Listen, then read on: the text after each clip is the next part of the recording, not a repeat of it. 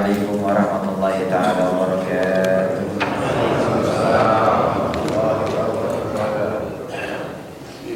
Alhamdulillah rabbil alamin wa shalli wa sallim ala asyrafil anbiya wal mursalin sayyidina wa nabiyina wa maulana Muhammadin wa ala alihi wa sahbihi wa man tabi'ahum bi ihsan ila yaumiddin, amma ba'd.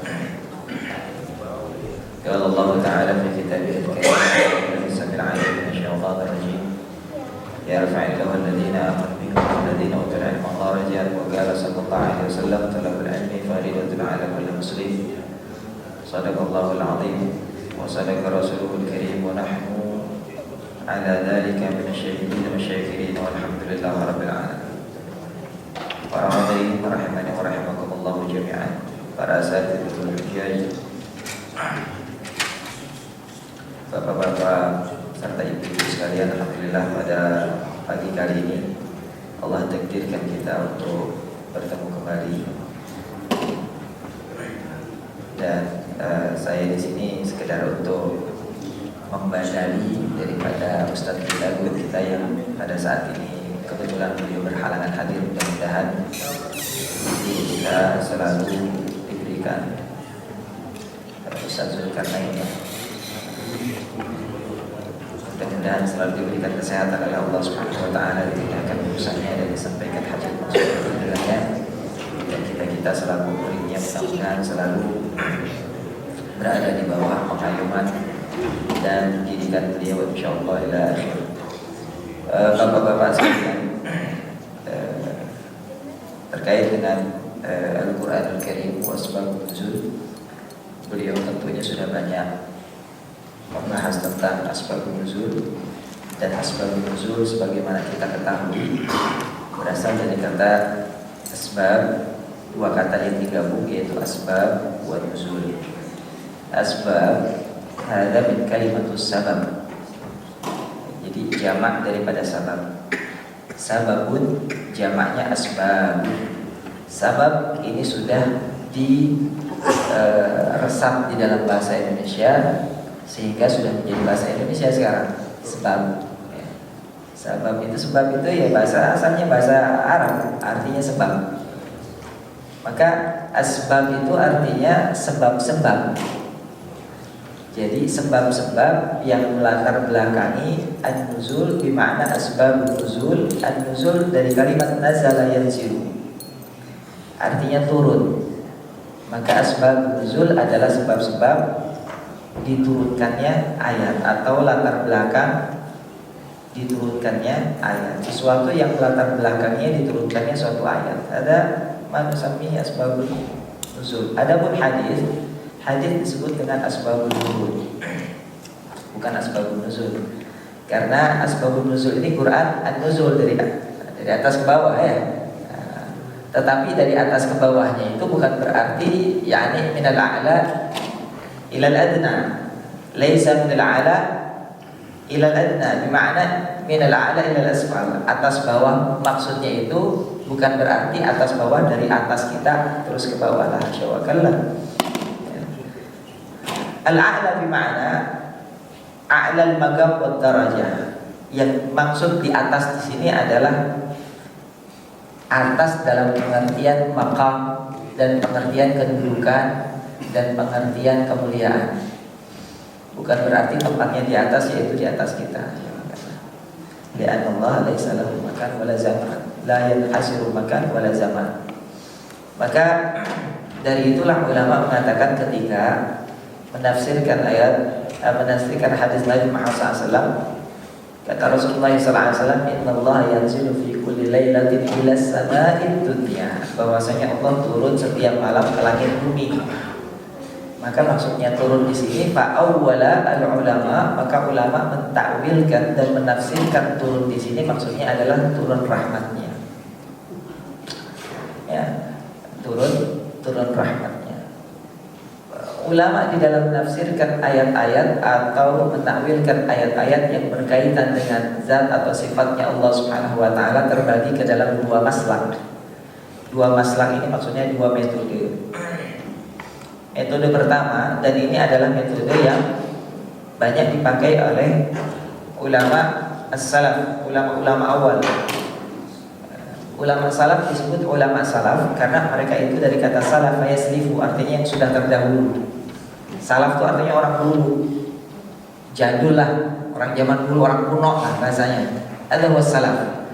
Adapun yang di belakang namanya khalaf, yang kemudian. Nah kita ini termasuk khalaf sudah. Ulama salaf, ulama mendefinisikan dengan ulama salaf itu yaitu dari kurun pertama sampai kurun ketiga, abad pertama sampai abad ketiga Hijriah, sampai sekitar 300 Hijriah itu masih disebut ulama salaf. Sesudah 300 Hijriah ke sini maka disebut ulama khalaf. Termasuk ulama salaf misalnya Al-Imam Malik bin Anas, Al-Imam Syafi'i, Imam Abu Hanifah. Ya, selain daripada sahabat tabi'in dan tabi'in.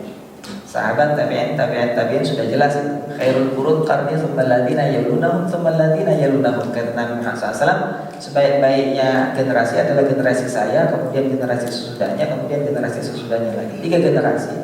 Maka 3 generasi ini adalah sebagian ulama mengatakan ada di makna sahabat, tabi'in dan tabi'in. Sesudah tabi'in bertemu dengan yang namanya ulama salaf. Ulama salaf ini ya diantaranya adalah Imam Abu Hanifah, Imam Malik bin Anas, Imam Syafi'i, kemudian Imam Ahmad bin Hanbal, kemudian lagi Imam Al-Bukhari, Imam Abu Layth, Sa'id Al-Laythi, kemudian Imam Muslim. Beliau-beliau yang memang hidup di masa antara sampai 300 Hijriah, ada ulama salaf. Sesudahnya disebut ulama khalaf. Maka ulama-ulama salaf ini beliau-beliau menafsirkan ayat-ayat yang terkait dengan sifat atau zat Allah Subhanahu wa taala dengan metode tafwid. Metode tafwid artinya metode menyerahkan, berserah. Fawwadha yufawwidu tafwidan, menyerahkan maknanya kepada Allah. Mereka tidak menafsirkan, mereka tidak menakwilkan. Ketika sampai misalnya kepada ayat yadullah fawqa aydihim, maka mengatakan ya yadullah fawqa aydihim, ya sudah, ya seperti itu sudah. Kama aradallahu wallahu alam bi muradi. Allah yang Maha tahu, ya kita cuma beriman ya yadullah fawqa aydihim. Maknanya bagaimana? Tidak ada maknanya, sudah begitu saja sudah. Yang dimaksud tafwid itu mereka sama sekali tidak menafsirkan dan tidak menakwilkan. Itu namanya tafwid. Tapi kalau kemudian menafsirkan yadullah fawqa aydihim anna lillahi yad bima yaliku lahu, bahwasanya Allah punya tangan, tapi tangan yang sesuai dengan zatnya Allah Subhanahu wa taala, ini sudah termasuk tafsir sebetulnya, sudah termasuk takwil sebetulnya. Makanya Imam Malik ketika ditanya tsumma 'alal arsy istawa, ditanya tentang istiwa, Imam Malik bin Anas ditanya ma ma'anal istiwa, maka Imam Malik mengatakan al istiwa ma'lum wal kaifiyatu majhul was su'alu anhu bid'atun. Istiwa itu kita semua tahu, bahwasanya maksudnya tahu itu bukan tahu istiwa ini begini loh, kayak kita lagi sila di istiwa. Sebenarnya istiwa itu ya kayak sila gitu. Tetapi yang dimaksud dengan ma'lum istiwa diketahui itu maksudnya istiwa itu ma'lum diketahui, ada tercantum di dalam Al-Qur'an. Bagaimana istiwanya? Wallahu a'lam, majhul, tidak diketahui kaifiyatnya seperti apa caranya. Wasu'alu anhu bid'atun, dan kau bertanya tentang perkara itu adalah pertanyaan-pertanyaan yang menyesatkan. Jangan nanya-nanya yang model begitu. Adabul awal. Ya. Maka kemudian karena ulama-ulama salaf ini berpegang kepada at-tafwid, namun Islam kemudian berkembang kemana-mana, sampai ke Persia, sampai ke Eropa, sampai ke Afrika, di mana sebelumnya mereka-mereka ini adalah para penyembah berhala yang memiliki wujud dan bentuk. Maka pada akhirnya Islam ini terjadi sinkretisme di tengah-tengah mereka, terjadi pembauran antara ajaran Islam dengan ajaran lama mereka, sehingga akhirnya timbullah paham-paham mujassimah, paham-paham yang kemudian menggambarkan Tuhan itu memiliki bentuk. Allah itu punya tangan, Allah itu punya mata, Allah itu punya telinga, Allah itu ada di atas, Allah itu ada di bawah, dan seterusnya dan seterusnya. Ini karena tercampur dengan faham-faham mereka sebelumnya. Akhirnya terjadilah paham mujassimah bahwa Allah itu berbentuk, bahwa Allah itu berdiri dengan bentuk-bentuk sebagaimana digambarkan di dalam Al-Quran. Maka kemudian timbullah ulama-ulama khalaf, ulama-ulama setelahnya seperti Al-Imam Al-Ghazali, ya. Beliau kemudian beserta ulama-ulama khalaf yang lainnya ingin menyelamatkan umat dari pemahaman ini. Maka timbullah metode yang namanya metode takwil, ditakwil. Ya, maksudnya apa? Bahwasanya ketika kita menemukan ayat-ayat sifat dan zat Allah Subhanahu wa taala, maka jangan difahami bulat-bulat seperti itu. Maka akhirnya muncullah penafsiran dengan penafsiran makna yadullah fawqa aydihim, ay bi makna al-yad hadza bi makna as-sultan wal quwwah. Timbullah seperti itu. Ya. Kemudian seperti Allah yanzilu fi kulli lailatin ila sama. Al-inzal di sini, ya nuzul di sini bukan berarti Allah zatnya turun, tetapi yang turun di sini adalah rahmat dan ampunannya Allah Subhanahu wa taala. Ada makna ta'wil. Ini ta'wil. Dua-duanya boleh dipakai, silahkan. Boleh tafwid, boleh ta'wil, boleh. Ini menurut paham kita Ahlus Sunnah wal Jamaah. Ada wal maksud. Ma fi musykilah. Maka inilah beberapa perkara yang perlu kita ketahui dan kita pahami di dalam hal-hal seperti ini. Dan tentunya asbab nuzul seperti kita ketahui, nuzul di sini kenapa disebut nuzul? Karena nuzul itu walaupun pengertiannya sama seperti hadis tadi, Allah yanzilu fi kulli lailatin illa sabbahu, Allah turun dari setiap malam ke langit dunia. An-nuzul bima'na yakni laisa bima'na al-intiqal min makanil a'la ila makanil adna. Ini saya jadi ngomong masalah tauhid jadi di sini Pak. Enggak apa-apa Pak ya. Baik. Baik. Maknanya bukan perpindahan dari satu tempat yang ada di atas kepada satu tempat yang ada di bawah. Akan tetapi an-nuzul di sini bima'na satu posisi, ya. Posisi atas kepada, bukan posisi dalam pengertian tempat, tetapi posisi dalam pengertian maqam, dalam pengertian derajat. Singkatnya kita satu misal, kita di misalnya kita kerja di pemerintahan atau di satu perusahaan, Pak. Ya, ketika kita mengatakan saya kepengen supaya kantor ini tolong direnovasi sebaik-baiknya. Tapi kemudian ada yang bilang, nggak bisa Pak, kenapa? Ini sudah kebijakan dari atas. Kebijakan dari atas kalau ini nggak boleh direnovasi. Nah, kebijakan dari atas mana? Di atas kita nggak ada. Padahal bos kita adanya di bawah, kita yang ada di atas. Kalau kantornya itu tingkat 5, tingkat 6, kita justru yang ada di atas, karyawannya, bosnya ada di bawah. Kan begitu. Tapi disebutnya tetap di atas. Kebijakan yang di atas. Ada makna di atas bukan berarti posisinya di atas, tapi memang magamu wa darajatuhu.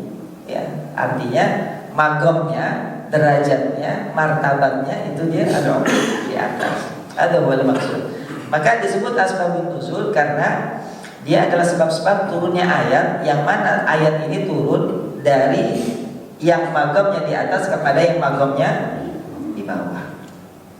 Adapun hadis disebut asbabul wurud dari kata warada yaridu. Ya, artinya wurud itu warada yarid artinya datang. Apa yang diucapkan. Ya. Sejajar. Kalau Quran dari atas ke bawah, kalau hadis sejajar, maka disebutnya asbabul wurud. Sebab musabab asal muasal terucapnya suatu hadis oleh Nabi Muhammad SAW. Nah, ini disebut dengan asbabul wurud. Maka Al-Quranul Karim, sebagaimana ulama katakan, ada kitab khusus yang membahas tentang asbabun nuzul yang ditulis oleh Imam Suyuti, judulnya Lubabun Nuqul fi Asbabun Nuzul. Tetapi tidak semua ayat itu ada asbabun nuzulnya. Tidak semuanya. Maksudnya tidak semua diketahui asbabun nuzulnya. Hanya beberapa bagian saja yang sampai riwayatnya kepada para ulama tentang masalah asbabun nuzulnya. Karena Al-Quran sendiri sebetulnya adalah hal-hal atau ayat-ayat yang diturunkan oleh Allah Subhanahu wa taala kepada Nabi Muhammad SAW. Ada yang diturunkan memang berdasarkan suatu sebab, ada yang diturunkan tidak berdasarkan sebab-sebab tertentu. Ada wahyu min Allah Jalla wa ala.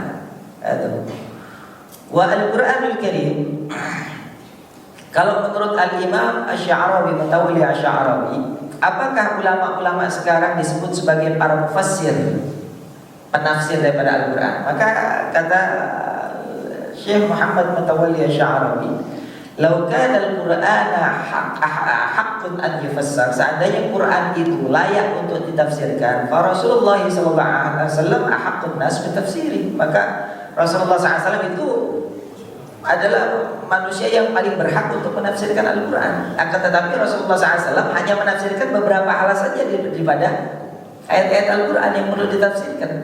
Yang lain-lain banyak Rasulullah SAW tidak jelaskan oleh Rasulullah SAW. Dan yang dijelaskan oleh Rasulullah SAW pada waktu itu hanya sekedar terkait dengan masalah-masalah pokok agama. Masalah sholat Rasulullah jelaskan, masalah keimanan Rasulullah jelaskan. Sementara Quran ini kita tahu bahwasanya Quran ini adalah akhir kitabin nuzil, adalah kitab yang paling akhir diturunkan. Tidak ada lagi kitab suci yang turun sesudah Al-Quran. Fa mu'jizatuhu, maka mu'jizat Al-Quran ini yadumu ila akhir zaman likulli jailin, maka dia tetap berlanjut sampai datangnya hari kiamat untuk setiap generasi. Wa ijazuhu likulli jailin wa qurunin, dan mu'jizat Al-Quran itu akan tetap ada untuk setiap generasi dalam setiap zaman. Ada ijaz. Kitab-kitab yang diturunkan kepada nabi-nabi sebelumnya tidak mengandung ijaz, tidak mengandung mukjizat, hanya sekedar petunjuk, seperti misalnya Taurat, seperti misalnya Injil, seperti misalnya Zabur, seperti misalnya Suhuf Ibrahim dan yang lain semacamnya. Isinya petunjuk, toh tidak mengandung mukjizat. Tetapi Al-Quran, kata Imam Sya'rawi, mengandung dua perkara. Yang satu, Quran mengandung petunjuk, hudan lil muttaqin, hudan lin nasi, wa bayyinatin minal huda wal furqan, sekaligus juga mukjizat. Qul in kuntum fi raibin mimma nazzalna ala abdina fa'tu bi suratin min mithlihi. Sampai ditanya, apa makna mukjizat? Mukjizat dari kata ajaza yu'jizu, i'jaz. Wa mu'jizatan, artinya melemahkan, dari kata ajuz. Maka orang-orang tua itu disebutnya ajuz. Kalau di apa namanya, orang-orang turunan Arab tuh Pak, Habib apa, kalau nyebut orang tuanya tuh ajuz. Ajuz aneh gitu, orang tua anak.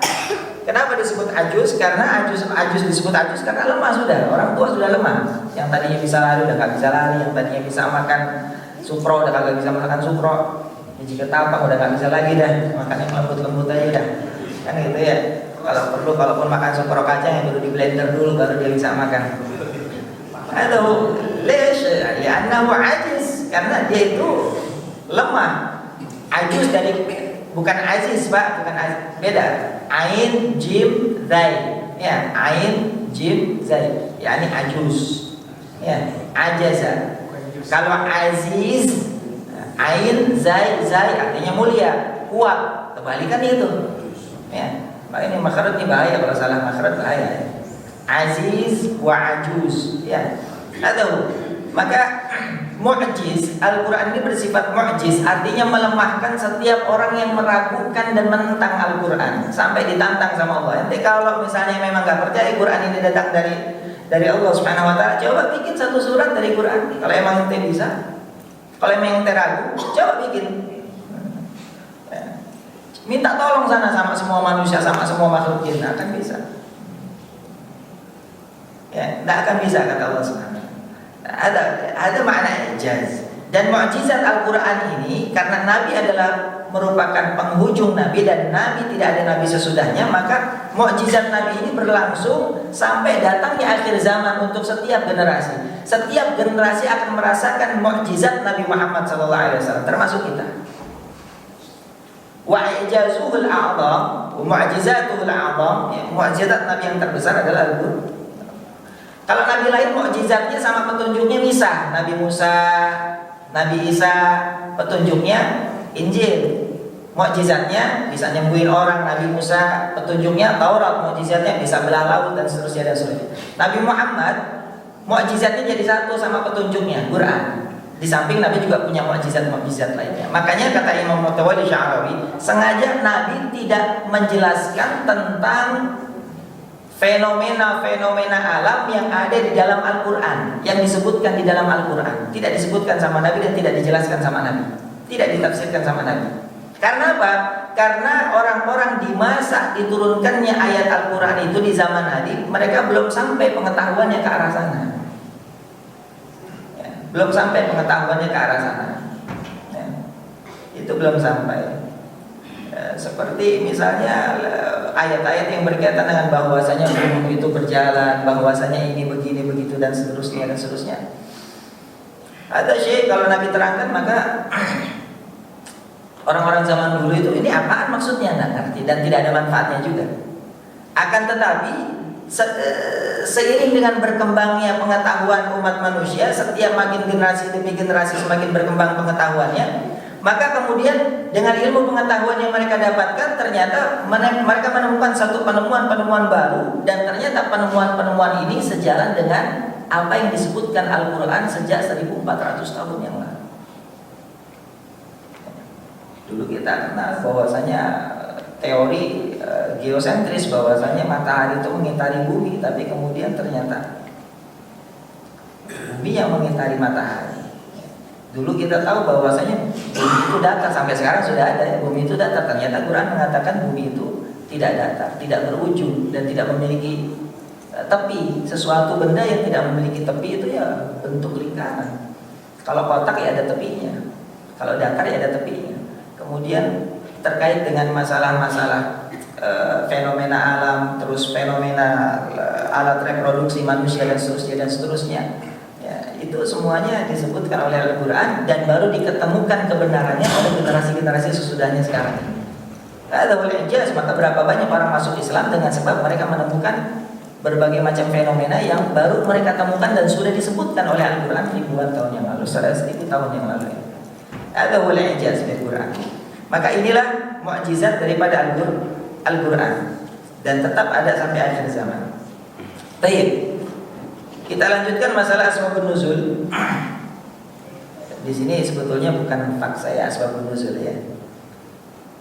Qala Allah Jalla wa Ala fi kitabihil karim, "Walamma ja'ahum rasulun min 'indillah musaddiqan lima ma'ahum nabadha fariqun minal ladzina utul kitaba kitaballah wara'a dhuhurihim ka'annahum la ya'lamun." Maka di saat datang kepada mereka utusan dari sisi Allah Subhanahu wa taala, yaitu Nabi Muhammad SAW, datang kepada siapa? Ja'ahum siapa? Adal Yahud. Ini ayat terkait masih dengan ayat sebelumnya. Walamma ja'ahum, saat datang kepada mereka, yaitu orang-orang Yahudi Bani Israel, Rasulun min indillah, utusan dari sisi Allah Subhanahu wa taala, musaddiqul lima ma'ahum, yang membenarkan terhadap apa-apa yang ada bersama mereka daripada kitab Taurat dan Injil. Nabada fariqum minal ladzina utul kitab kitaballah. Maka orang-orang yang diberi kitab ini ahlul kitab, yaitu orang-orang Yahudi terutama, mereka kemudian menyembunyikan itu kitab di belakang punggung mereka. Nabada artinya melemparkan. Nah, ini nabada. Wara'a dhuhurihim berarti ke belakang. Ya, melemparin ke belakang. Orang biasanya Pak, kalau takut ketahuan lagi ngapa-ngapain, takut ketahuan main lempar aja Pak. Ya, main lempar aja. Itu lagi handphone-handphonean misalnya, taunya ada yang takut ketahuan. Ya, takut ketahuan. Ada wa nabada fariqum. Nabada fariqum minal ladzina utul kitab kitaballah wara'a dhuhurihim ka'annahum la ya'lamun. Seakan-akan enggak ada apa-apa. Seakan-akan mereka enggak tahu apa-apa. Ya. Ini kisahnya pernah suatu ketika Rasulullah SAW ditanya oleh orang Yahudi di Madinah ketika terjadi perzinahan antar dua insan, dua orang Yahudi, satu laki-laki yang sudah menikah, satu perempuan yang sudah menikah, dua-duanya sudah menikah, terjadi perzinahan di antara mereka. Maka kemudian saat mereka mau mengambil hukum, mereka coba tanya Muhammad. Tanya Muhammad, kira-kira bagaimana menurut dia hukumnya nih? Kudu diapain ini dua orang nih? Fa in qila lakum urjumu, kalau dikatakan kepada engkau rajamlah mereka berdua, fa innahu nabiyyun fahdharuh, maka berarti dia beneran nabi, hati-hati ente. Wa in kana qila lakum juluduhuma, kalau dikatakan kepada kalian jilidlah mereka berdua, maksudnya dicambuklah mereka berdua, maka fa innahu malikun, maka dia raja, fasaddiquhu, kita ikutin apa kata dia sudah. Kalau dia cuma sekedar raja, ya nggak apa-apa, berarti bukan masalah buat kita. Tapi kalau dia nabi, ya ini jadi masalah. Maka datanglah ini utusan Yahudi kepada Nabi Muhammad SAW. Ya Muhammad, ya ara'aita, ya birrajul wa imra'atin qad ahsanat wa rajul qad ahsana wa zana, fama hukmuhuma? Ya Muhammad, bagaimana menurutmu dengan dua orang yang berzina, yang laki-laki sudah nikah, yang perempuan sudah nikah? Menurutmu bagaimana hukumnya? Maka Nabi bilang, kata farjumuhuma, rajam, kata Nabi SAW. Rajam. Ah, masa sih dirajam? Coba kau lihat di dalam kitabmu, pasti ada. Di kitabmu Taurat itu pasti disebutkan bahwa dua orang yang berzina ketika mereka sudah menikah itu harus dirajam. Ada di dalam kitab kami. Maka ud'u ulama'akum, kalau begitu panggil ulama-ulama kalian. Ayo coba kita lihat. Nah, ini Nabi ini apa namanya ingin membuktikan. Nabi, ada Nabiullah, ada Nabiun, wa ada la kadhib, saya ini Nabi, saya tidak bohong. Maka dipanggil ulama-ulama mereka. Coba buka kitab Taurat kalian, buka coba. Coba lihat bab hukum tentang orang yang berzina. Buka bab hukum. Enggak ada, ini masalahnya jilid kok. Ini dicambuk saja, tidak dirajam. Jadi ayat yang berkaitan di dalam Taurat dengan rajam ditutup sama tangan mereka. Enggak ada tuh, lihat itu. Ini masalahnya dijilid aja Pak. Kan gitu ya. Ini makanya nabata fariqum ya, innal ladzina utul kitab kitabahum wara'u dhuhurin. Maka Allah Subhanahu wa taala kemudian mengatakan, ini ada di dalam surat Al-Baqarah nanti ayat 140-an. Kata Allah Subhanahu wa taala,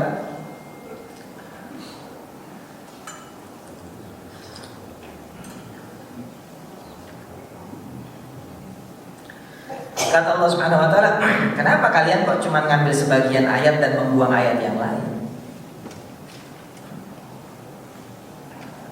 Afatu'minuna bi ba'dil kitabi wa takfuruna bi ba'd? Apakah kalian mengimani ayat-ayat itu sebagian kemudian membuangnya sebagian? Kalian ambil apa yang kalian suka, yang tidak kalian suka kemudian kalian umpetin, bahasa kasarnya gitu. Ini banyak sekarang orang-orang kita nih yang ngambil sebagian ayat membuang yang lain. Giliran ayat-ayat yang sesuai sama isi otak, isi perut mereka dikeluar-keluarin. Wah, ini ayatnya begitu. Giliran ayat-ayat yang berkaitan dengan hal-hal yang bisa merusak kedudukan dan posisi mereka diumpet-umpetin. Nah, ini banyak zaman sekarang begitu. Ini sudah disinggung. Ini adalah kelakuannya orang Yahud. Apa tu'minu bi ba'dil kitabi wa takfuruna bi ba'd, fama jazaa'u may yaf'alu dzalika illa khizyun fil hayatid dunya. Maka barang siapa yang melakukan perkara itu, nyomot ayat cuma setengah-setengah, nyomot ayat cuma setengah-setengah, yang dia senang doang, yang sesuai dengan pendapatnya doang yang dia ambil. Kalau nggak sesuai sama pendapatnya, dia umpet-umpetin, nggak dia ambil, dia coret. Fama jazaa'u may yaf'alu dzalika illa khizyun fil hayatid dunya. Ini orang bakal dapat kehinaan nanti di dunia. Sebelum mati udah bakal dihina sama Allah. Sebelum mati bakal dihina sama Allah, dibikin hina sama Allah Subhanahu wa taala. Illa khizyun fil hayatid dunya. Maka tidak sedikit kita lihat orang-orang yang mereka ini memiliki pengetahuan tentang kitab Allah, diberikan ilmu oleh Allah Subhanahu wa taala, tetapi ilmunya ini hanya digunakan sesuai dengan apa yang dia sukai, sesuai dengan apa yang dia senangi, dan dia tidak mau menggunakan ilmunya terlalu terkait dengan perkara-perkara yang tidak sesuai dengan pendapatnya atau tidak sesuai dengan apa yang dia inginkan. Maka kita lihat sampai sekarang banyak orang-orang seperti itu terjungkal di hadapan Allah Subhanahu wa taala. Alul yahud. Wa yaumil qiyamati yuraduna ila asyadil 'adab. Dan hari kiamat nanti tinggal tunggu azab yang pedih. Ini orang Yahudi kerjanya begitu. Sekarang masalahnya, kenapa kok orang Yahudi tahu-tahu ada mencolok di Madinah gitu Pak? Ngapain itu ada orang Yahudi di situ? Ya. Ini tapi sejarahnya kan. So, orang Yahudi kan asalnya di sana, daerah Palestina. Baitul Maqdis, pusatnya mereka di sana. Ngapain mereka ujug-ujug datang ngejogrok di Madinah gitu? Wah, banyak lagi, bukan cuma sedikit, sampai bikin kampung sendiri. Ada Bani Nadir, ada Bani Qainuqa, ada Bani Khaybar. Orang-orang Yahudi sampai bikin kampung sama Bani Khaybar, malah mereka bikin benteng di sana. Kenapa? Ngapain mereka di Madinah? Kenapa mereka kok di Madinah tempatnya, bukan di Mekah? Kenapa di Mekah nggak ada? Kenapa di Taif nggak ada? Kenapa adanya kok cuma di Madinah saja? Karena mereka sudah mendapatkan nubuah, berita tentang akan munculnya Nabi akhir zaman di dalam kitab Taurat dan Injil mereka, bahwasanya Nabi akhir zaman itu akan keluar di satu tempat yang mana tempat itu ditumbuhi oleh banyak pohon kurma yang bernama Yathrib. Ya, maka mereka akhirnya berbondong-bondong pindah ke sana. Maka orang-orang Yahudi itu kalau lagi berantem sama orang-orang Arab Pak, orang asli Madinah dari Bani Aus dan Khazraj, atau mereka dagang ke Makkah, berdagang dengan orang-orang Quraisy, kalau mereka marah, mereka kesel, mereka udah janji. Kata mereka, sanuqatilukum wa nudammirukum biqatli 'ad wa Iram inda nuzuli nabiyina. Lihat nanti, sekarang lu boleh belagu, bahasa kasar kita begitu Pak. Sekarang lu boleh belagu, orang-orang Quraisy, orang Arab, boleh sekarang lu belagu. Gua cuma sekarang kami ini minoritas. Kami ini sekarang minoritas. Kalian ini emang ini kampung-kampung kalian, negeri-negeri kalian, sekarang lu boleh belagu. Tapi entar lihat kalau Nabi akhir zaman sudah datang, maka dia akan berperang di samping kami dan kami akan hancurkan kalian sebagaimana dihancurkannya kaum 'Ad dan kaum Iram. Udah janji. Berarti ini orang-orang Yahudi Pak ngajakin Pak mereka datang ke Yathrib, ke Madinah, dengan tujuan supaya Nabi yang muncul di akhir zaman sesuai dengan nubuatnya itu dari keturunan mereka. Karena menurut nubuat di dalam kitab Taurat dan Injil bahwa Nabi akhir zaman akan keluarnya di situ. Maka mereka kemudian mencari tempat sesuai dengan yang dinubuatkan di dalam Taurat. Setelah mereka mendapatkan sesuai dengan tanda-tandanya, maka mereka kemudian tinggal di situ, beranak pinak di situ, berharap nanti Nabi yang keluar dari rahim mereka. Itu makanya Yahudi di Madinah itu munculnya Yahudi di Madinah gara-gara begitu tuh. Ya. Makanya kenapa orang Madinah lebih menerima Nabi Muhammad ketimbang orang Quraisy, ketimbang orang Mekah. Karena orang-orang Madinah lebih dulu mendapatkan berita tentang bakal adanya Nabi akhir zaman dari orang-orang Yahudi. Begitu mereka dapatkan berita dan mereka dapatkan sifat-sifatnya muncul dalam diri dan sosok Nabi Muhammad SAW, maka mereka pun sebelum keduluan orang Yahudi ini mereka berbondong-bondong datang ke Mekah untuk berbaiat kepada Rasulullah SAW. Maka terjadilah Bai'atul Aqabah di sana. Ini kalau dengar kata baiat, romannya kita rada-rada sensitif nih Pak. Baiatnya, apakah baiat itu masyru'? Apakah baiat itu disyariatkan? Iya, zaman Nabi ada baiat kok. Ya, Bai'atul Aqabah. Orang-orang Madinah yang datang ke Mekah bertemu Nabi Muhammad SAW. Kemudian mereka banyak bertanya kepada Nabi Muhammad SAW dan mereka mendapatkan sifat-sifat sebagaimana yang mereka dapatkan informasinya dari orang-orang Yahudi, ternyata ada di dalam sosok Nabi Muhammad. Langsung mereka baiat kepada Nabi Muhammad. Waktu itu Madinah kan perang terus Pak, dua kaum antara Aus dan Khazraj. Dua-duanya ini, Aus dan Khazraj ini perang terus di Madinah ini, berebut kedudukan dan berebut posisi di Madinah untuk menjadi yang mendominasi. Maka mereka ini berlomba-lomba di siapa yang dapetin Nabi duluan ini. Bahasa kasarnya gitu. Siapa yang dapetin Nabi duluan? Ya. Ini Aus sama Khazraj. Maka Bai'atul Aqabah terjadi baiat di Mekah, Bai'atul Aqabah, di mana Nabi SAW membaiat mereka. Baiat itu artinya janji setia ya. Janji setia untuk tidak mencuri, tidak membunuh, ya, tidak berzina dan seterusnya dan seterusnya. Ada bai'atul aqabah. Kemudian terjadi lagi bai'at sesudah itu, yakni bai'atul ridwan. Saya pernah sampaikan saat sulhul Hudaybiyah di Hudaybiyah tahun ke-6 Hijriah. Itu terjadi lagi bai'at janji setia saat Rasulullah SAW bersama 1.400 orang muhajirin dan ansar mau berangkat ke Mekah untuk berumroh, ternyata tertahan di Hudaybiyah, nggak bisa masuk. Kayak sekarang nih Pak, kalau sekarang kan virus corona misalnya nih, orang udah umroh kagak bisa masuk. Yang udah di Dubai, yang udah di Oman Pak, ketahan mereka nih Pak, gara-gara yang punya Mekahnya kagak ngasih izin. Nabi Muhammad begitu tuh. Ya, kita ini siapa? Marah-marah, ngamuk-ngamuk, gara-gara kagak bisa umroh, kagak jadi umroh. Lah Nabi bawa 1.400 orang, ketahan di Hudaybiyah, nggak bisa masuk umroh, balik lagi Nabi. Kan begitu ceritanya. Ya, kita pakai ngomel-ngomel berutung-berutung. Berhasil, kurang ajar, mau saludi, mau ibadah, mau dilarang-larang, Subhanallah, ketika lakum fi Rasulillah uswatun hasanah. Masya Allah. Kan, wala masya Allah. Akhirnya Nabi Muhammad SAW cuma sampai Hudaybiyah, maka padahal sudah pakai kain ihram Pak. Nabi Muhammad beserta para sahabat 1.400 orang sudah pakai ihram. Mereka ngambil miqat di Dzul Hulaifah waktu itu. Sekarang biar Ali ya. Sudah ngambil miqat, sudah pakai baju ihram. Tapi begitu orang Quraisy dengar rombongan Muhammad mau datang ke Mekah, mereka siapkan tentara untuk menghadang, karena mereka pikir Muhammad mau perang. Maka Nabi Muhammad utus namanya Utsman bin Affan ke sana untuk ngasih tahu kita mau umroh, tapi tetap nggak dikasih sama orang-orang Quraisy. Maka orang-orang Yahudi di Madinah ini muncul karena itu, karena nubuat akan munculnya Nabi akhir zaman di negeri itu. Maka mereka hadir di situ, bikin koloni di situ, beranak pinak di situ dengan harapan bahwasanya nanti yang jadi nabi adalah dari keturunan mereka. Tapi ternyata yang jadi nabi bukan dari keturunan mereka, dari keturunan Nabi Ismail alaihissalam. Ya. Yahudi di sana ada beberapa beberapa wangsa, istilah kita ya, beberapa kampung.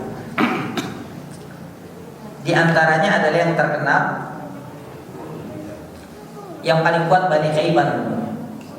Bani Khaybar ini yang paling kuat. Tapi takluk sama Nabi Muhammad SAW beserta pasukannya, terutama Sayyidina Ali bin Abi Thalib di tahun ke-5 Hijriah, takluk. Sebelumnya ada lagi Bani Qainuqa. Bani Qainuqa ini terkenal juga nih, karena dia yang bikin pasar Pak. Di Madinah itu orang Yahudi pintar-pintar, tukang dagang Yahudi. Orang Madinah aslinya adalah petani, orang Quraisy aslinya adalah pedagang.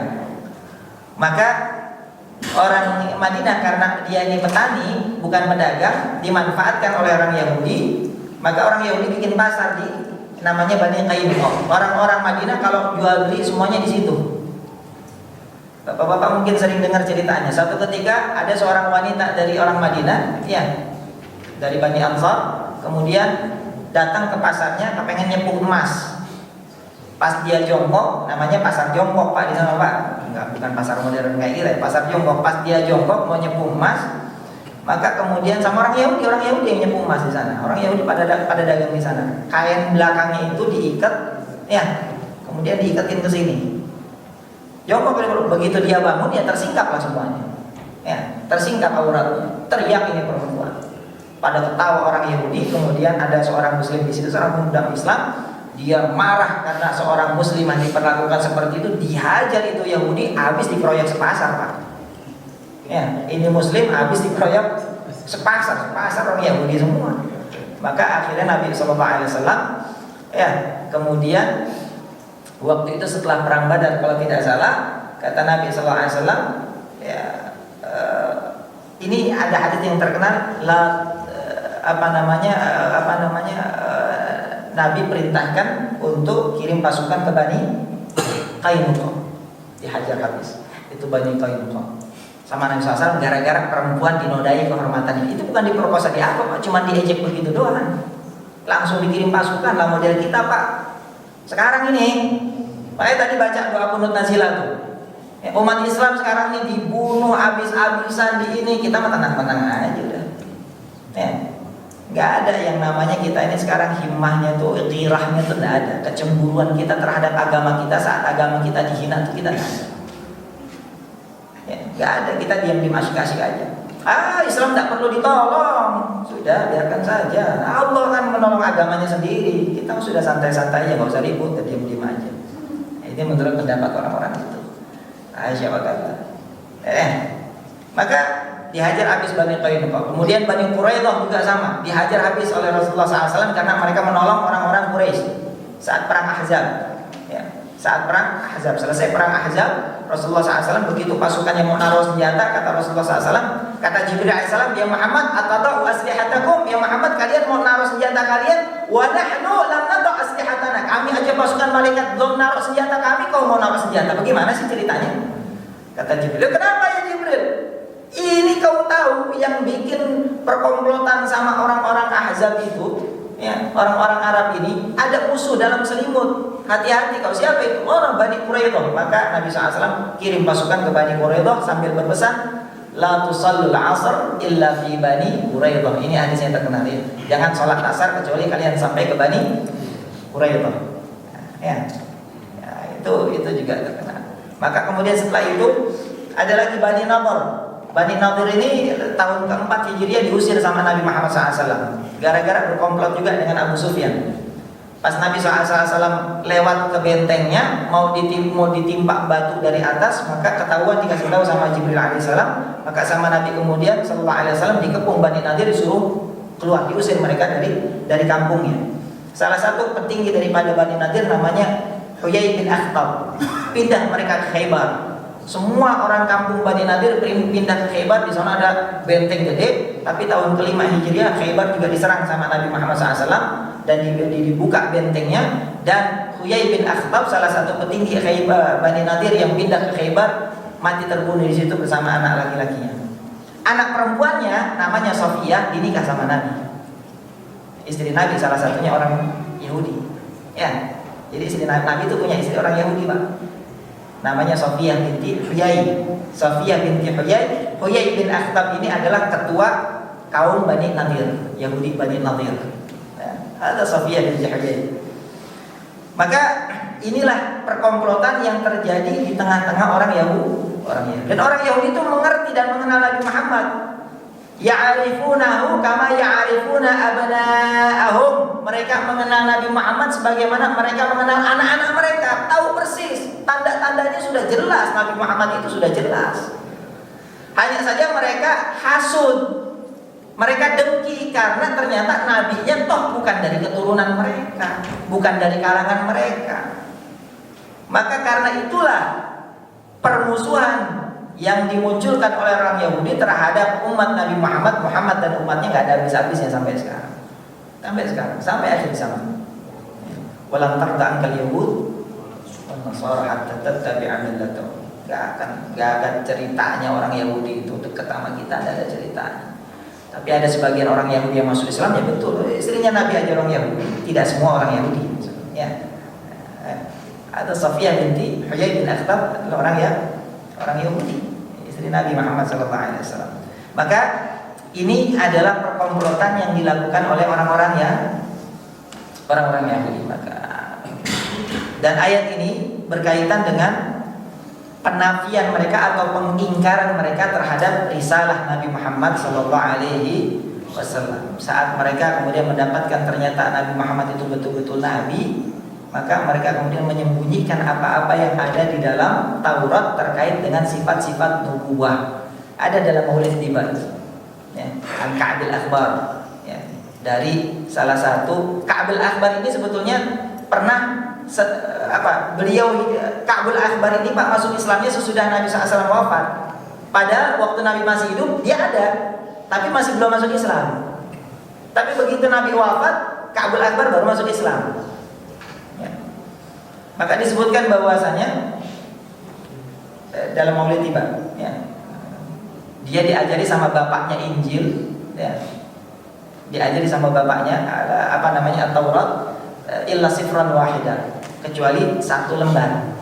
1 lembar ini disobek sama bapaknya, dimasukin ke kotak, dikunci. Jangan dibaca yang itu. Begitu bapaknya meninggal, fafatahtu, maka saya buka itu kotak, saya buka, ternyata lembaran itu isinya persis sifat-sifat Nabi Muhammad SAW. Bahwa namanya Ahmad, namanya ini. Dalam Quran dikatakan, wa idh qala Isa bin Maryam ya Bani Israil inni rasulun ilaikum, ya wahai orang-orang, ingatlah ketika Isa bin Maryam mengatakan kepada Bani Israil bahwasanya saya ini adalah Rasulullah ilaikum, saya ini utusan Allah kepada kalian yang membenarkan Taurat yang ada di antara kalian. Wa mubashshirun, dan dia membawa kabar berita, ya, bi rusulin min ba'di ismuhu Ahmad, tentang nabi yang datang sesudah saya yang namanya Ahmad. Mereka kenal dengan Nabi Muhammad, tapi mereka mengingkari Nabi Muhammad.